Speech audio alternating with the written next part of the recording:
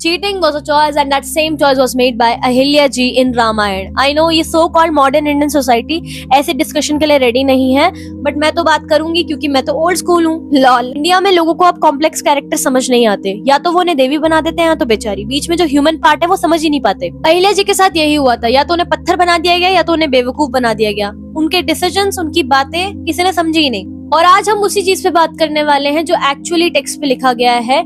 कोई WhatsApp university का ज्ञान नहीं है, कोई वोक वाला ये एजेंडा नहीं है। It just me, my text and my understanding, that's all. Ahilya ji का नाम जितना सुंदर है उतना ही सुंदर उसका मतलब है। इसका मतलब है विदाउट एनी डिफॉर्मिटी, निर्मल, संपूर्ण। जितना सुंदर नाम उतनी सुंदर वो खुद। अब पहले समझते हैं कि अहिल्या जी की कहानी वाल्मीकि जी ने कैसे शुरू करी थी। विश्वामित्र जी राम जी और लक्ष्मण जी को मिथिला ले जा रहे थे। रास्ते में उन्हें एक अबैंडन्ड आश्रम मिला।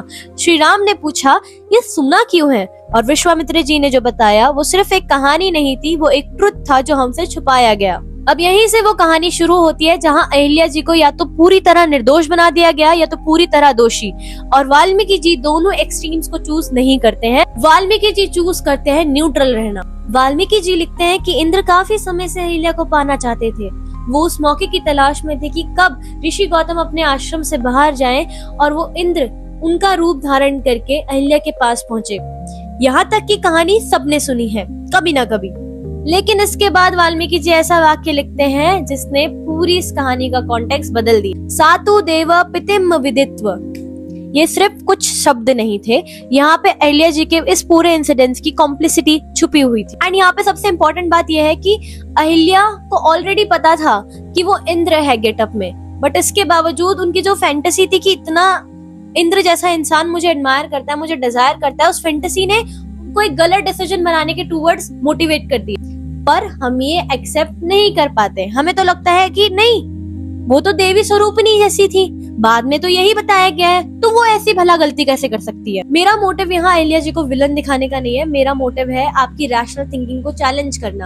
आप कैसे समझ सकते हैं इस कॉम्प्लेक्स चीज को। वाल्मीकि जी चाहते तो उनकी गलती छुपा देते, पर उन्होंने नहीं छुपाई। एंड यू नो, यही सबसे इम्पोर्टेंट चीज है अहिल्या की कहानी में जो हम अक्सर मिस कर देते हैं। वाल्मीकि जी उनकी इस चीज को डिफेंड नहीं करते, छुपाते नहीं है। वो चाहते तो छुपा सकते थे पर उन्होंने छुपाया नहीं। उन्होंने बताया कि क्या हुआ था एंड उसके बाद भी उन्हें देव स्वरूपिणी कह के संबोधित किया। उन्होंने उनकी गलती नहीं छुपाई, पर उनकी गलती को उनकी पूरी आइडेंटिटी भी नहीं बनाया। थोड़ी देर बाद ऋषि गौतम अपने आश्रम लौट आए। एक ऋषि को सच जानने के लिए बहुत ज्यादा शब्दों की जरूरत नहीं पड़ती, उन्होंने सब समझ लिया। रामायण में अहिल्या जी वाले इंसिडेंट्स के अराउंड बहुत सारे नैरेटिव्स बनाए गए हैं बाद में। उनमें से एक ये है कि गौतम ऋषि ने सिर्फ अहिल्या को श्राप दिया, इंद्र तो बच के भाग गया। बट वाल्मीकि रामायण में सबसे पहला श्राप दिया जाता है इंद्र को एंड उसके बाद अहिल्या को। मेरा टेक यहाँ पे यही है कि वो उनके पार्टनर थे और जिस तरीके का उन्हें बिट्रे फील हुआ उन्होंने वैसा ही रिएक्शन दिया, और ये भी बहुत ह्यूमन चीज है। अहिल्या जी चाहती तो वो उनका श्राप एक्सेप्ट नहीं करती, वो कोई तपस्या में नहीं बैठती, बट उनकी अकाउंटेबिलिटी थी, वो सेल्फ अवेयर थी, उन्हें पता था कि उन्होंने हर्ट किया है गौतम ऋषि को, इसीलिए उन्होंने वो तपस्या की। अब यहाँ पे माता अहिल्या को कोई विलन नहीं दिखा रहा, मेरा मोटिव है डिबंक करना उन दोनों नैरेटिव्स को जो दोनों पार्टीज के द्वारा बनाए गए हैं। First, what Ahilya did was definitely wrong and nobody is defending that, but after all this Valmiki ji didn't demean her character. वो उनकी गलती को उनका पूरा जीवन तत्व नहीं बना देते। And that's the most beautiful part about Sanatan, that it will never defend your adharma but always show you the way to do your prayashchit. And Ahilya ji did her tapasya and it was her choice।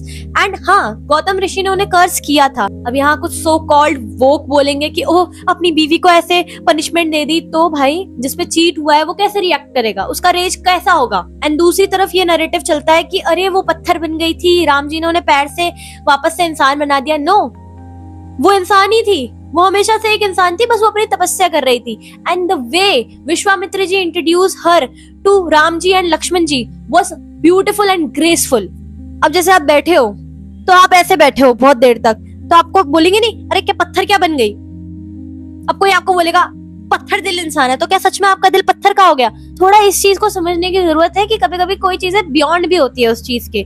Literal meaning मत निकालो हर चीज का, उसके beyond सोचो क्या हो सकता है। विश्वामित्र जी राम जी से कहते हैं कि उनके पैर छुओ, ये है अहिल्या देव स्वरूपिणी एंड अहिल्या जी को आज भी पंचकन्याओं में गिना जाता है, क्योंकि सनातन, क्या कहा था मैंने, it will never defend your adharma but always show you a path to do your प्रायश्चित।